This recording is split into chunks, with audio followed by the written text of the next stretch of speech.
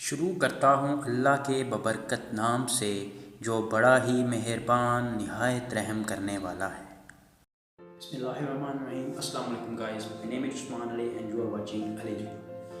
ناظرین، جیسا کہ آپ کو پتہ ہے کہ اس وقت پوری دنیا میں کرونا کی وبا پھیلی ہوئی ہے اور ہر طرف سائنٹسٹ اور ڈاکٹرز اور ریسرچرز اسی بات پہ ریسرچ کر رہے ہیں کہ اس بیماری کا کوئی نہ کوئی علاج نکل آئے اور کوئی نہ کوئی اس کی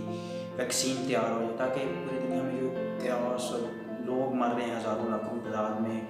ہسپتال میں پڑے ہوئے ہیں، ان کا کچھ مداوع کیا جا سکے۔ تو آج کی ویڈیو میں بیسکلی بتانا یہ تھا کہ امریکن سائنٹسٹ نے ایک ریسرچ کی ہے، ڈاکٹر اینتھونی فاؤچی نے جو ریسرچ کی ہے، امریکن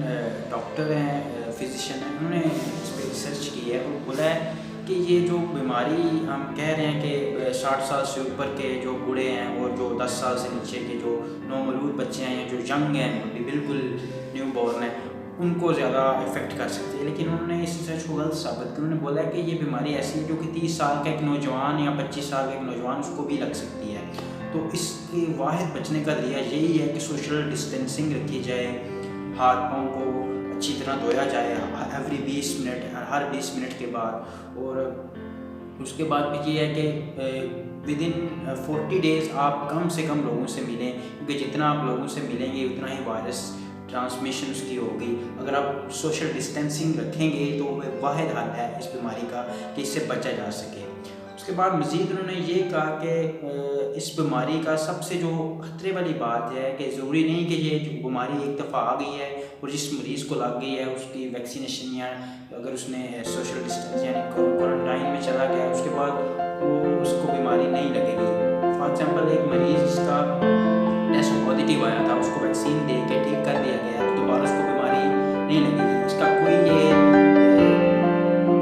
نہیں کہا جا سکتا دوبارہ یہ جو بیماری ہے دوبارہ بھی اس آدمی کو ہٹ کر سکتی ہے۔ ایسی بیماری فیوچر میں جا کے کہ یہ سیزنل ڈیزیز بن سکتی ہے، جیسے اس سال یہ آئی ہے اگلے سال آئے گی، پھر اس سے اگلے سال، یعنی ہر سال یہ پھر وبا کی صورت میں یعنی ایک سیزنل ڈیزیز بن جائے گی، ہر سال یہ لوگوں کو ہٹ کیا کرے گی۔ اور یہ ریسرچ واقعی ٹرو ثابت ہوئی ہے کہ اس جنوب سے جہاں سعود میں